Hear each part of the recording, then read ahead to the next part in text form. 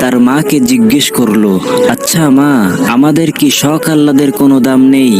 আমাদের শখ আহ্লাদ কি কোনো দিনও পূর্ণ হবে না? তখন তার মা বলল, আরে পাগলি, কে বলেছে? তুই বড় হবি, তোর বিয়ে হবে, তোর প্রত্যেকটা শখ আহ্লাদ তোর স্বামী পূর্ণ করবে। মেয়েটি অপেক্ষায় রইল তার স্বামীর জন্য। মেয়ে যখন বড় হলো, বিয়ের পর তার স্বামীকে বলছে, আচ্ছা মেয়েদের কি শখ আহ্লাদের কোনো দাম নেই? তখন তার স্বামী বলল, আরে কি বোকার মতো কথা বলো, তোমার নতুন বিয়ে হয়েছে, তুমি এখন ঘর সংসার করবা, ছেলে মেয়ে মানুষ করবা, তোমার ছেলে মেয়ে যখন বড় হবে তারাই তোমার সব শখ আহ্লাদ পূর্ণ করবে। মেয়েটি অপেক্ষা করতে লাগলো। তার সন্তানেরা যখন বড় হলো, একদিন সে তার ছেলেকে ডেকে বলছে, আচ্ছা বাবা, আমাদের মেয়েদের কি শখ আহ্লাদের কোনো মূল্য নেই? তখন তার ছেলে বলল, মা, তোমার কি মাথা খারাপ? তোমার বয়স হয়ে গিয়েছে, এক পা কবরে ঢুকে গিয়েছে, তোমার আবার শখ আহ্লাদ কিসের? তুমি এখন আল্লাহ বিল্লাহ করবা, কবরের ফিকির করবা। তখন মেয়েটি বুঝতে পারলো পৃথিবীতে মেয়েদের শখ বলতে কিছুই নেই। পৃথিবীটা মেয়েদের আহ্লাদ পূরণের জায়গা নয়।